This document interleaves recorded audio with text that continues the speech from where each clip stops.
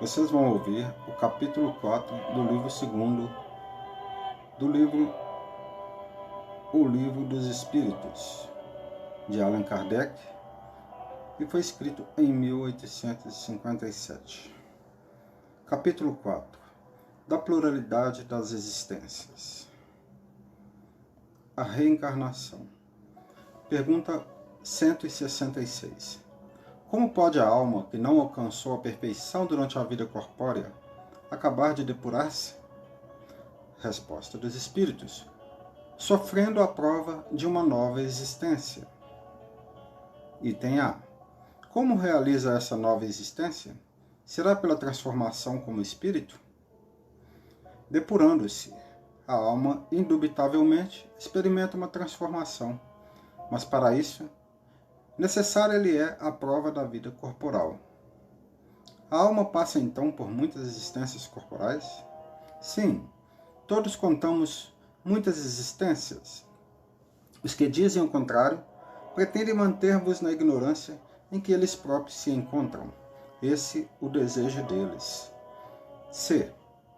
Parece resultar desse princípio que a alma, depois de haver deixado um corpo, toma outro, ou então que reencarna em novo corpo. É assim que se deve entender? Evidentemente. Pergunta 167. Qual o fim objetivado com a reencarnação? Expiação, melhoramento progressivo da humanidade. Sem isso, onde a justiça? Pergunta 168. É limitado o número das existências corporais ou o espírito reencarna perpetuamente? A cada nova existência, o espírito dá um passo para diante, na senda do progresso, desde que se ache limpo de todas as impurezas. Não tem mais necessidade das provas da vida corporal. Pergunta 169. É invariável o número das encarnações para todos os espíritos? Não. Aquele que caminha depressa, a muitas provas se forra.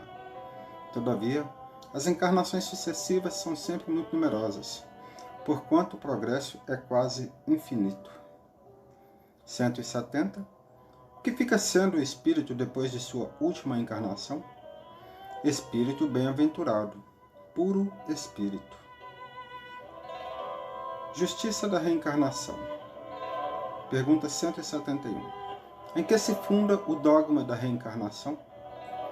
Na justiça de Deus e na revelação, pois incessantemente repetimos: o bom pai deixa sempre aberta a seus filhos uma porta para o arrependimento. Não te diz a razão que seria injusto privar para sempre da felicidade eterna todos aqueles de quem não dependeu o melhorar em si?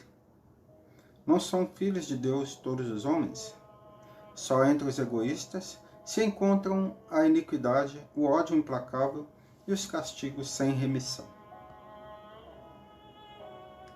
Explicação de Kardec. Todos os espíritos tendem para a perfeição e Deus lhes faculta os meios de alcançá-la, proporcionando-lhes as provações da vida corporal. Sua justiça, porém, lhes concede realizar em novas existências o que não puderam fazer ou concluir numa primeira prova. Não obraria Deus com equidade, nem de acordo com sua bondade, se condenasse para sempre os que talvez hajam encontrado, oriundos do próprio meio onde foram colocados e alheios à vontade que os animava, obstáculos ao seu melhoramento. Se a sorte do homem se fixasse irrevogavelmente depois da morte, não seria uma única a balança em que Deus pesa as ações de todas as criaturas, e não haveria a imparcialidade no tratamento que a todas dispensa. A doutrina da reencarnação, isto é, a que consiste em admitir para o espírito muitas existências sucessivas, é a única que corresponde à ideia que formamos da justiça de Deus para com os homens que se acham em condição moral inferior. A única que pode explicar o futuro e firmar as nossas esperanças, pois que nos oferece os meios de resgatarmos os nossos erros por novas provações. A razão nos indica e os espíritos a ensinam. O homem, que tem consciência de sua inferioridade, aura e consoladora esperança na doutrina da reencarnação. Se crê na justiça de Deus, não pode contar que venha achar-se para sempre em pé de igualdade com os que mais fizeram do que ele. Sustentem-no, porém, e lhe reanima a coragem a ideia de que aquela inferioridade não o deserda eternamente do supremo bem e que, mediante novos esforços, dado-lhe será conquistado. Quem é que, ao cabo de sua carreira, não deplora haver tão tarde ganho uma experiência de que já não mais pode tirar proveito? Entretanto, essa experiência tardia não fica perdida. O espírito a utilizará em nova existência. Encarnação nos diferentes mundos. 172. As nossas diversas existências corporais se verificam todas na Terra? Não. Vivemos-las em diferentes mundos. As que aqui passamos não são as primeiras nem as últimas. São, porém, das mais materiais e das mais distantes da perfeição. 173. A cada nova existência corporal, a alma passa de um mundo para outro, ou pode ter muitas no mesmo globo. Pode viver muitas vezes no mesmo globo, se não se adiantou bastante para passar ao mundo superior. Item A. Podemos então reaparecer muitas vezes na Terra? Certamente. Podemos voltar a este depois de termos vivido em outros mundos? Sem dúvida. É possível que já tenhais vivido algures e na Terra. Pergunta 174. Tornar a viver na Terra constitui uma necessidade? Não. Mas se não progredistes, podereis ir para outro mundo que não valha mais do que a Terra e que talvez até seja pior do que ela. 175. Haverá alguma vantagem em voltar-se a habitar a Terra? Nenhuma vantagem em particular, a menos que seja em missão, caso em que se progride aí, como em qualquer outro planeta. Item A. Não seria mais feliz permanecendo na condição de espírito? Não. Estacionar-se-ia e o que se quer é caminhar para Deus. 176. Depois de haverem encarnado noutros mundos, podem os espíritos encarnar neste, sem que jamais aí tenham estado? Sim, do mesmo modo que vós em outros. Todos os mundos são solidários. O que não se faz num, faz-se noutro. Item A. Assim, homens há que estão na Terra pela primeira vez? Muitos, e em graus diversos de adiantamento. B. Pode-se reconhecer por indício qualquer que o espírito está pela primeira vez na Terra? Nenhuma utilidade teria isso. 177. Para chegar à perfeição e à suprema felicidade, destino final de todos os homens, tem o espírito que passar pela fieira de todos os mundos existentes no universo? Não. Porquanto muitos são os mundos correspondentes a cada grau da respectiva escala, e o espírito, saindo de um deles, nenhuma coisa nova aprenderia nos outros do mesmo grau. Item A. Como se explica então a pluralidade de sua existência em um mesmo globo? De cada vez poderá ocupar posição diferente das anteriores, e nessas diversas posições se lhe deparam outras tantas ocasiões de adquirir experiência. Pergunta 178. Podem os espíritos encarnar em um mundo relativamente inferior a outro onde já viveram? Sim, quando em missão, com o objetivo de auxiliarem o progresso, caso em que aceitem alegres as tribulações de tal existência, por lhes proporcionar meio de se adiantarem. Item A. Mas não pode dar-se também por expiação? Não pode Deus degradar para mundos inferiores espíritos rebeldes? Os espíritos podem conservar-se estacionários, mas não retrogradam. Em caso de estacionamento, a punição deles consiste em não avançarem, em recomeçarem, no meio conveniente à sua natureza, as existências mal empregadas. Item B. Quais os que têm de recomeçar a mesma existência? Os que faliram em suas missões ou em suas provas. Pergunta 179. Seres que habitam cada mundo vão todos ao mesmo nível de perfeição? Não. Dá-se em cada um o que ocorre na Terra. Uns espíritos são mais adiantados do que outros. 180. Passando desse planeta para outro, conserva o espírito a inteligência que tinha aqui? Sem dúvida, a inteligência não se perde. Pode, porém, acontecer que ele não dispõe dos mesmos meios para manifestá-la, dependendo disto, da sua superioridade e das condições do corpo que tomar. Veja-se influência do organismo no capítulo 7. Pergunta 181. Os seres que habitam os diferentes mundos têm corpos semelhantes aos nossos? É fora de dúvida que têm corpos, porque o espírito precisa estar revestido de matéria para atuar sobre a matéria. Esse envoltório, porém, é mais ou menos material, conforme o grau de pureza a que chegaram os espíritos. É isso que assinala a diferença entre os mundos que temos que percorrer, porquanto muitas moradas há na casa de nosso Pai, sendo, consequentemente, de muitos graus essas moradas. Alguns o sabem e desse fato têm consciência na terra. Com outros, no entanto, o mesmo não se dá. Pergunta 182. É possível conhecer exatamente o estado físico e moral dos diferentes mundos? Nós, espíritos, só podemos responder de acordo com o grau de adiantamento em que vos achais. Quer dizer que não devemos revelar estas coisas a todos, porque nem todos estão em estado de compreendê-las, e semelhante revelação os perturbaria. Explicação de Kardec. À medida que o espírito se purifica, o corpo que reveste se aproxima igualmente da natureza espírita. Torna-se-lhe menos densa a matéria e deixa-se de rastejar penosamente pela superfície do solo. Menos grosseiras se lhe fazem as necessidades físicas, não mais sendo preciso que os seres vivos se destruam mutuamente para se nutrirem. O espírito se acha mais livre e tem das coisas longínquas percepções que desconhecemos. Vê com os olhos do corpo o que só pelo pensamento entrevemos. Da purificação do espírito decorre o aperfeiçoamento moral para os seres que eles constituem quando encarnados.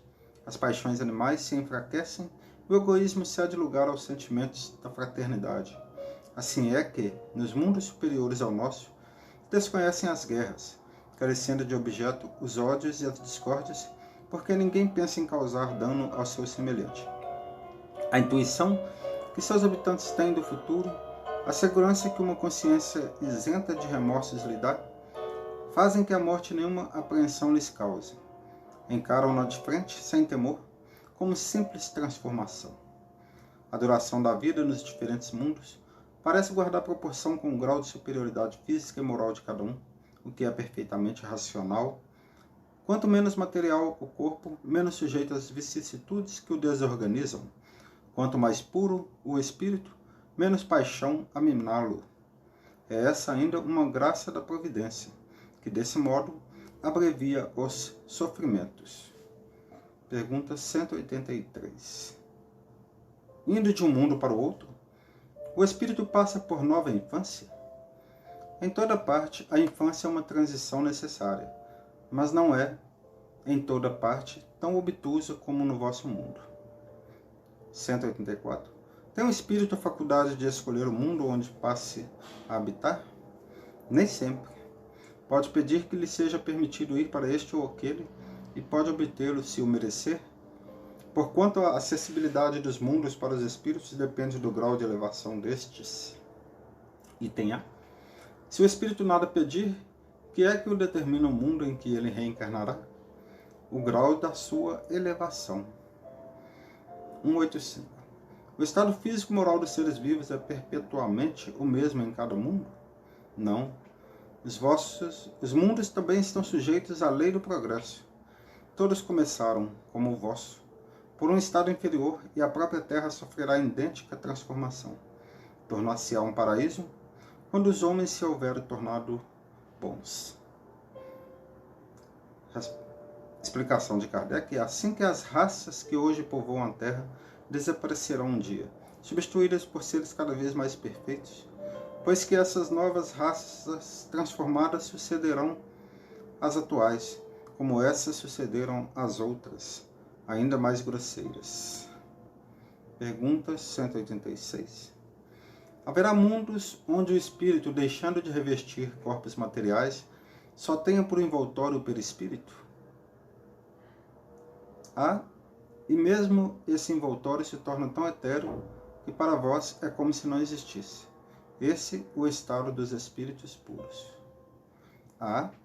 Parece resultar daí que, entre o estado correspondente às últimas encarnações e a de espírito puro, não há linha divisória perfeitamente demarcada, não? Resposta. Semelhante demarcação não existe. A diferença entre um e outro estado se vai apagando pouco a pouco e acaba por ser imperceptível, tal qual se dá com a noite às primeiras claridades do alvorecer. 187. A substância do perispírito é a mesma em todos os mundos? Não. É mais ou menos etérea, passando de um mundo a outro.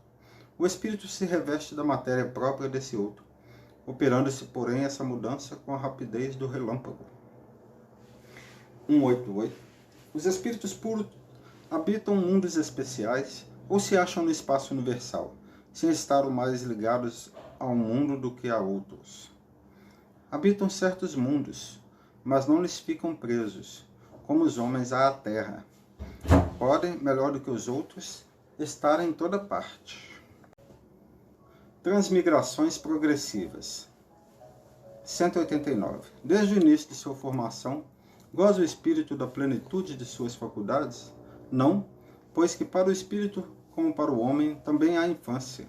Em sua origem, a vida do espírito é apenas instintiva. Ele mal tem consciência de si mesmo e de seus atos. A inteligência só pouco a pouco se desenvolve. 190. Qual o estado da alma na sua primeira encarnação? O da infância na vida corporal. A inteligência então apenas desabrocha. A alma se ensaia para a vida. 191. As do nosso selvagem são almas no estado de infância? De infância relativa, pois já são almas desenvolvidas, visto que já nutrem paixões. Então, as paixões são um sinal de desenvolvimento? De desenvolvimento, sim. De perfeição, porém, não. São um sinal de atividade e de consciência do eu. Porquanto, na alma primitiva, a inteligência e a vida se acham no estado de germe.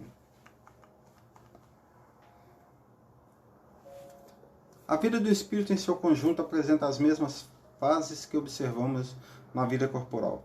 Ele passa gradualmente do estado de embrião ao de infância, para chegar, percorrendo sucessivos períodos, ao de adulto, que é o da perfeição, com a diferença de que para o espírito não há declínio, nem decrepitude, como na vida corporal, que a sua vida, que teve começo, não terá fim, que imenso tempo lhe é necessário, do ponto de vista, para passar da infância espírita ao completo desenvolvimento, e que o seu progresso se realiza não num único mundo, mas vivendo ele em mundos diversos. A vida do espírito, pois, se compõe de uma série de existências corpóreas, cada uma das quais representa para ele uma ocasião de progredir, do mesmo modo que cada existência corporal se compõe de uma série de dias, em cada um dos quais o homem obtém um acréscimo de experiência e de instrução. Mas, assim como na vida do homem há dias que nenhum fruto produzem, na do espírito há existências corporais de que ele nenhum resultado colhe, porque não as soube aproveitar. Pergunta 192. Pode alguém, por um proceder impecável na vida atual, transpor todos os graus da escala de aperfeiçoamento e tornar-se espírito puro, sem passar por outros graus intermédios? Não, pois o que o homem julga perfeito longe está da perfeição. Há qualidades que lhe são desconhecidas e incompreensíveis. Poderá ser tão perfeito quanto o comporte a sua natureza terrena, mas isso não é a perfeição absoluta. Dá-se com o espírito que se verifica com a criança, que por mais precoce que seja, tem de passar pela juventude, antes de chegar à idade da madureza. E também com o enfermo, que para recobrar a saúde, tem que passar pela convalescência. Demais, ao espírito cumpre progredir em ciência e em moral. Se somente se adiantou num sentido, importa se adiante no outro, para atingir o extremo superior da escala. Contudo, quanto mais o homem se adiantar na sua vida atual, tanto menos longas e penosas lhe serão as provas que se seguirem. Item A. Pode, ao menos o homem, na vida presente, preparar com segurança para si uma existência futura menos prenhe de amarguras? Sem dúvida, pode reduzir a extensão e as dificuldades do caminho. Só o descuidoso permanece sempre no mesmo ponto. Item A. Pode ao menos o homem, na vida presente, preparar com segurança para si uma existência futura menos prenhe de amarguras? Sem dúvida, pode reduzir a extensão e as dificuldades do caminho. Só o descuidoso permanece sempre no mesmo ponto. Pode um homem, nas suas novas existências, descer mais baixo do que esteja na atual? Com relação à posição social, sim. Como espírito, não. 194. É possível que em nova encarnação a alma de um homem de bem anime o corpo de um acelerado? Não, visto que não pode degenerar. Item A. A alma de um homem perverso pode tornar-se a de um homem bem? Sim, se arrependeu. Isto constitui, então, uma recompensa. Explicação de Kardec. As marchas dos espíritos é progressiva, jamais retrógrada. Eles se elevam gradualmente na hierarquia e não descem da categoria a que ascenderam. Em suas diferentes existências corporais, podem descer como homens, não como espíritos. Assim, a alma de um potentado da terra pode mais tarde animar o mais humilde obreiro e vice-versa. Por isso que, entre os homens, as categorias estão frequentemente na razão inversa da elevação das qualidades morais. Herodes era rei e Jesus carpinteiro. 195. A possibilidade de se melhorar em outra existência não será de molde a fazer que certas pessoas perseverem no mau caminho, dominadas pela ideia de que poderão corrigir-se mais tarde? Aquele que assim pensa em nada crê, e a ideia de um castigo eterno não o refrearia mais do que qualquer outra, porque sua razão a repele, e semelhante ideia induz a incredulidade a respeito de tudo. Se unicamente meios racionais se tivessem empregados para guiar os homens, não haveria tantos sépticos. De fato, um espírito imperfeito poderá, durante a vida corporal, pensar como dizes, mas, liberto que se veja da matéria, pensará de outro modo, pois logo verificará que fez cálculo errado, e então, sentimento oposto a esse trará ele para a sua nova existência. É assim que se efetua o progresso, e essa é a razão porque na Terra os homens são desigualmente adiantados. Uns já dispõem de experiência que os outros faltam, mas que adquirirão pouco a pouco. Deles depende o acelerar-se-lhes o progresso ou retardar-se indefinidamente. O homem que ocupa uma posição má deseja trocá-la mais depressa possível. Aquele que se acha persuadido de que as tribulações da vida terrena são consequência de suas imperfeições, procurará garantir para si uma nova existência menos penosa, e essa ideia o desviará mais depressa da senda do mal do que a do fogo eterno, em que não acredita. 196. Não podendo os espíritos aperfeiçoar-se, a não ser por meio das tribulações da existência corpórea, segue-se que a vida material seja uma espécie de crisol ou de depurador, por onde têm que passar todos os seres do mundo espírita para alcançarem a perfeição? Resposta dos espíritos. Sim, é exatamente isso. Eles se melhoram nessas provas, evitando o mal e praticando o bem. Porém, somente ao cabo de mais ou menos longo tempo, conforme os esforços que empreguem, somente após muitas encarnações ou depurações sucessivas, atingem a finalidade para que tendem. Item A. É o corpo que influi sobre o espírito para que este se lhe melhore, ou o espírito que influi sobre o corpo? Teu espírito é tudo, teu corpo é simples veste que apodrece. Eis tudo.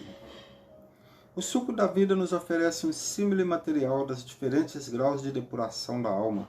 Ele contém um licor que se chama espírito ou álcool, mais enfraquecido por uma imensidade de matérias estranhas, que lhes alteram a essência.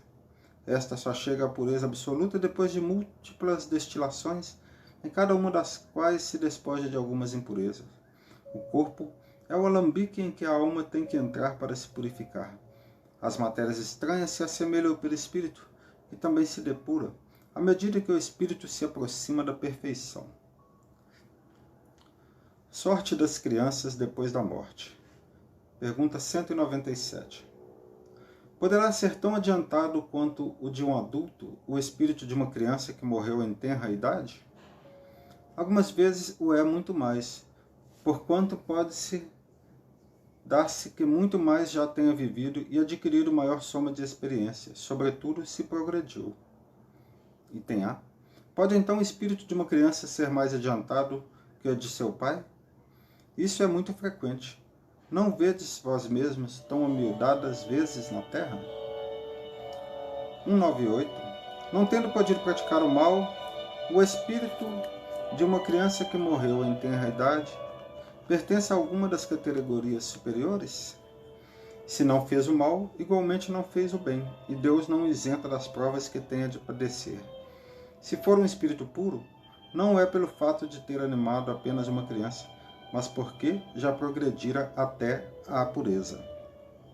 199. Por que tão frequentemente a vida se interrompe na infância? A curta duração da vida da criança pode representar para o espírito que a animava o complemento de existência precedentemente interrompida antes do momento em que devera terminar, e sua morte também não raro constitui provação ou expiação para os pais. Item A. O que sucede ao espírito de uma criança que morre pequenina? Recomeça outra existência. Explicação de Kardec. Se uma única existência tivesse um homem e se extinguisse-lhe ela, sua sorte ficasse decidida para a eternidade, qual seria o mérito de metade do gênero humano, da que morre na infância, para gozar sem esforços da felicidade eterna, e com que direito se acharia isenta das condições, às vezes tão duras, a que se vê submetida a outra metade? Semelhante ordem de coisas não corresponderia à justiça de Deus. Com a reencarnação, a igualdade é real para todos. O futuro a todos toca sem exceção, e sem favor para quem quer que seja. Os retardatários só de si mesmos se podem queixar. Forçoso é que o homem tenha o merecimento de seus atos, como tem deles a responsabilidade. Aliás, não é racional considerar-se infância como um estado normal de inocência. Não se vê em crianças dotadas dos piores instintos, numa idade que ainda nenhuma influência pode ter tido a educação? Algumas não há que parecem trazer do berço a astúcia, a felonia, a perfídia, até pendor para o roubo e para o assassínio, não obstante os bons exemplos que de todos os lados se lhes dão. A lei civil as absolve de seus crimes, porque, diz ela, obraram sem discernimento. Tem razão a lei, porque de fato elas obraram mais por instinto do que intencionalmente. Donde, porém, provirão instintos tão diversos em crianças da mesma idade, educadas em condições idênticas e sujeitas às mesmas influências? Donde a precoce perversidade, senão da inferioridade do espírito, uma vez que a educação em nada contribuiu para isso? As que se revelam viciosas é porque seus espíritos muito pouco hão progredido. Sofrem, então, por efeito dessa falta de progresso, as consequências não dos atos que praticam na infância, mas de suas existências anteriores. Assim é que a lei é uma só para todos e que todos são atingidos pela justiça de Deus. Sexo nos espíritos. Pergunta 200. Tem sexo os espíritos? Não como o entendeis, pois que os sexos dependem da organização. Há entre eles o amor e a simpatia, mas baseados na concordância dos sentimentos. 201.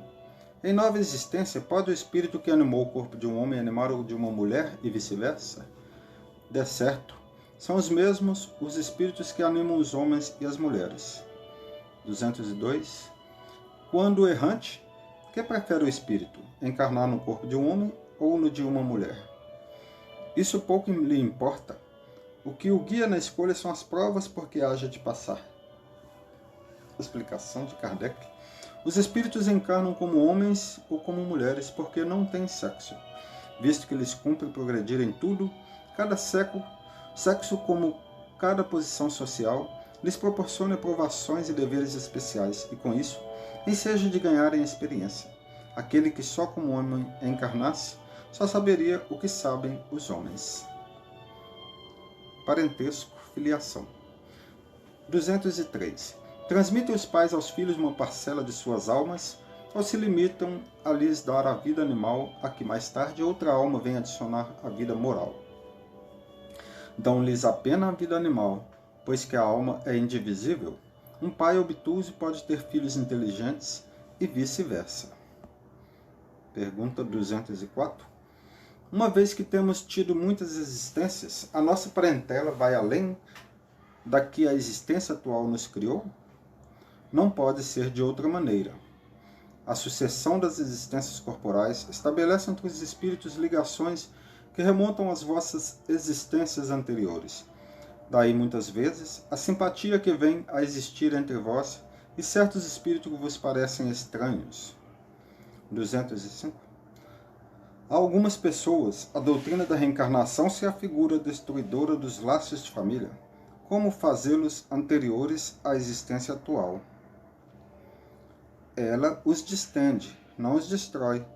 Fundando-se o parentesco em afeições anteriores, menos precários são os laços existentes entre os membros de uma mesma família.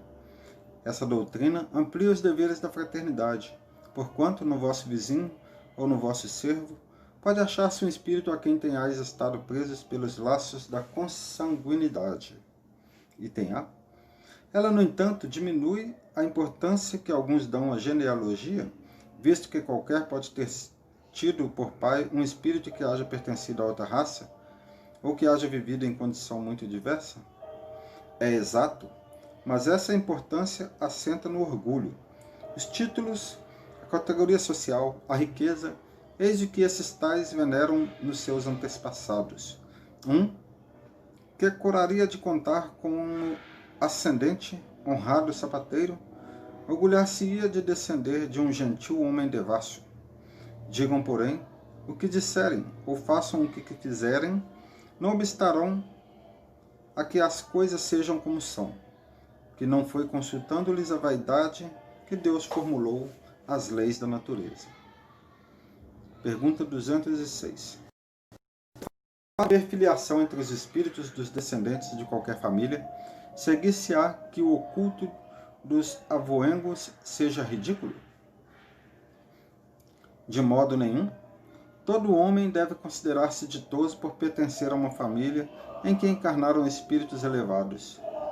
Se bem os espíritos não procedam uns dos outros, nem por isso menos afeição consagram aos que lhe estão ligados pelos elos da família, dado que muitas vezes eles são atraídos para tal ou qual família pela simpatia ou pelos laços que anteriormente se estabeleceram. Mas ficais certos de que os vossos antepassados não se honram com o culto que lhes tributais por orgulho. Em vós não se refletem os méritos de que eles gozem, senão na medida dos esforços que empregais por seguir os bons exemplos que vos deram. Somente nessas condições lhes é grata e até mesmo útil a lembrança que deles guardais. Parecências físicas e morais. 207. Frequentemente os pais transmitem aos filhos a parecência física. Transmitirão também alguma parecência moral? Não, porque diferentes são as almas ou espíritos de uns e outros. O corpo deriva do corpo, mas o espírito não procede do espírito. Entre os descendentes das raças, apenas há consanguinidade. Item A.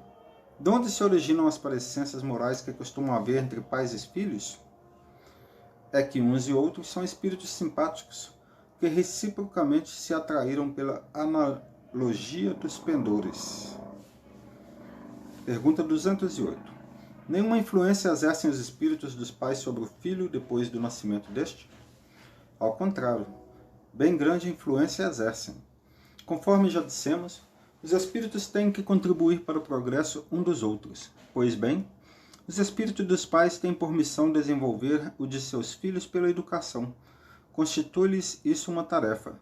Tornar-se-ão culpados se vierem a falir no seu desempenho. 209. Por que é que de pais bons e virtuosos nascem filhos de natureza perversa? Por outra, por que é que as boas qualidades dos pais nem sempre atraem, por simpatia, um bom espírito para lhes animar o filho? Não é raro que um mau espírito peça-lhe sejam dados bons pais, na esperança de que seus conselhos o encaminhem por melhor senda. Muitas vezes, Deus lhe concede o que deseja. 210. Pelos seus pensamentos e preces podem os pais atrair para o corpo, em formação, do filho um bom espírito, de preferência a um inferior? Não, mas podem melhorar o espírito do filho que lhes nasceu e está confiado. Esse é o dever deles. Os maus filhos são uma provação para os pais. 211. De onde deriva a semelhança de caráter que muitas vezes existe entre dois irmãos, mormente gêmeos?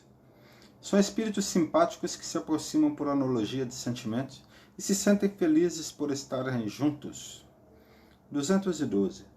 Há dois espíritos, ou por outra, duas almas, nas crianças cujos corpos nascem ligados, tendo comuns alguns órgãos? Sim, mas a semelhança entre elas é tal que faz-vos pareçam, em muitos casos, uma só. 213. Pois que nos gêmeos os espíritos encarnem por simpatia, de onde provém a aversão que às vezes se nota entre eles? Não é de regra que sejam simpáticos os espíritos dos gêmeos. Acontece também que espíritos maus entendam de lutar juntos no palco da vida. 214. O que se deve pensar dessas histórias de crianças que lutam no seio materno? Lendas, para significarem quão inveterado era o ódio que reciprocamente se votavam, figuram-no a se fazer sentir antes do nascimento delas. Em geral, não levais muito em conta as imagens poéticas.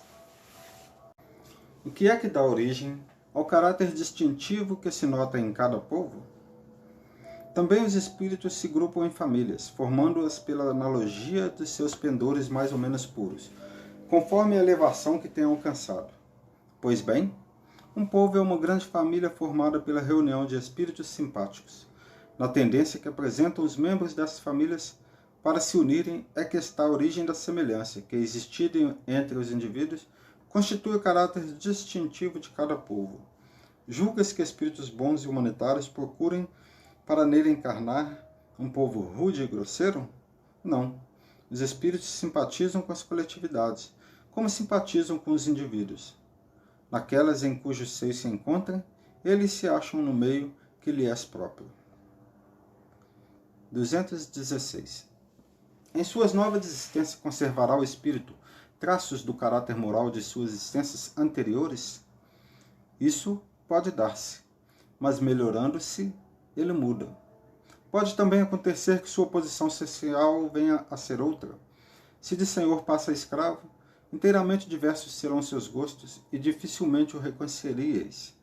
Sendo o espírito sempre o mesmo nas diversas encarnações, podem existir certas analogias entre as suas manifestações, se bem que modificadas pelos hábitos da posição que ocupe, até que um aperfeiçoamento notável lhe haja mudado completamente o caráter. Porquanto, de orgulho e mal, pode tornar-se humilde e bondoso, se arrependeu. 217. E do caráter físico de suas existências pretéritas, conserva o espírito traços nas suas existências posteriores? O novo corpo que ele toma nenhuma relação tem com o que foi anteriormente destruído. Entretanto, o espírito se reflete no corpo. Sem dúvida que este é unicamente matéria. Porém, nada obstante, se modela pelas capacidades do espírito, que lhe imprime certo cunho, sobretudo ao rosto, pelo que é verdadeiro dizer-se que os olhos são o espelho da alma. Isto é, que o semblante do indivíduo lhe reflete de modo particular a alma. Assim é que uma pessoa excessivamente feia, quando nela habita um espírito bom, criterioso, humanitário, tem qualquer coisa que agrada, ao passo que há rostos belíssimos que nenhuma impressão te causam, que até chegam a inspirar-te repulsão. Poderia supor que somente corpos bem moldados servem de envoltórios aos mais perfeitos espíritos, quando o certo é que todos os dias deparas com homens de bem sob um exterior disforme. Sem que haja pronunciada parecença, a semelhança dos gostos e das inclinações pode, portanto, dar lugar ao que se chama um ar de família. Explicação de Kardec. Nenhuma relação essencial guardando o corpo que a alma toma numa encarnação com o de que se revestiu em encarnação anterior, visto que aquele que lhe pode vir de procedência muito diversa da deste, for absurdo pretender-se que, numa série de existência, haja uma semelhança que é inteiramente fortuita. Todavia, as qualidades do espírito frequentemente modificam os órgãos que lhe servem para as manifestações e lhe imprimem ao semblante físico e até ao conjunto de suas maneiras um cunho especial. É assim que, sob o envoltório corporal de mais humilde aparência, se pode deparar a expressão da grandeza e da dignidade, enquanto sob o envoltório de aspecto senhoril se percebe frequentemente a da baixeza e da ignomínia. Não é pouco frequente observar-se que certas pessoas, elevando-se da mais ínfima posição, tomam-se sem esforços os hábitos e as maneiras da alta sociedade. Parece que elas aí vêm a achar-se de novo no seu elemento. Outras, contrariamente, apesar do nascimento e da educação, se mostram sempre deslocadas em tal meio. De que modo se há de explicar esse fato, senão como reflexo daquilo que o espírito foi antes? Ideias inatas. Pergunta 218. Encarnado, conserva o espírito algum vestígio das percepções que teve e dos conhecimentos que adquiriu nas existências anteriores? Guarda vaga lembrança, que lhe dá o que se chama ideias inatas. Item A. Não é então quimérica a teoria das ideias inatas? Não. Os conhecimentos adquiridos em cada existência não mais se perdem. Liberto da matéria, o espírito sempre os tem presentes. Durante a encarnação, esquece-os em parte, momentaneamente, porém, a instituição que deles conserva lhe auxilia o progresso. Se não fosse assim, teria que recomeçar constantemente. Em cada nova existência, o ponto de partida para o espírito é o em que, na existência precedente, ele ficou. Item B. Grande conexão deve então haver entre duas existências consecutivas? Nem sempre tão grande quanto talvez o suponhas, dado que bem diferentes são muitas vezes as posições do espírito nas duas, e que no intervalo de uma e outra pode ele ter progredido. 219. Qual a origem das faculdades extraordinárias dos indivíduos que, sem estudo prévio, parecem ter a intuição de certos conhecimentos, das línguas, do cálculo, etc. Lembrança do passado, progresso anterior da alma, mas de que ela não tem consciência. De onde queres que venham tais conhecimentos? O corpo muda, o espírito, porém, não muda, embora troque de roupagem. 220. Pode o espírito, mudando de corpo, perder algumas faculdades intelectuais, deixar de ter, por exemplo, o gosto das artes? Sim, desde que conspurcou a sua inteligência ou a utilizou mal. Depois, uma faculdade qualquer pode permanecer adormecida durante uma existência, por querer o espírito exercitar outra, que nenhuma relação tem com aquela. Esta, então, fica em estado latente para reaparecer mais tarde. Pergunta 221. Dever-se-ão atribuir a uma lembrança retrospectiva o sentimento instintivo que o homem, mesmo quando selvagem, possui da existência de Deus e o pressentimento da vida futura? É uma lembrança que ele conserva do que sabia como espírito antes de encarnar, mas o orgulho amiudadamente abafa esse sentimento. Item A. Serão devidas a essa mesma lembrança que certas crenças relativas à doutrina espírita que se observam em todos os povos? Essa doutrina é tão antiga quanto o mundo, tal motivo porque em toda parte a encontramos, o que constitui prova de que é verdadeira. Conservando a intuição do seu estado de espírito, o espírito encarnado tem instintivamente consciência do mundo invisível, mas os preconceitos bastas vezes falseiam essa ideia, e a ignorância lhes mistura a superstição.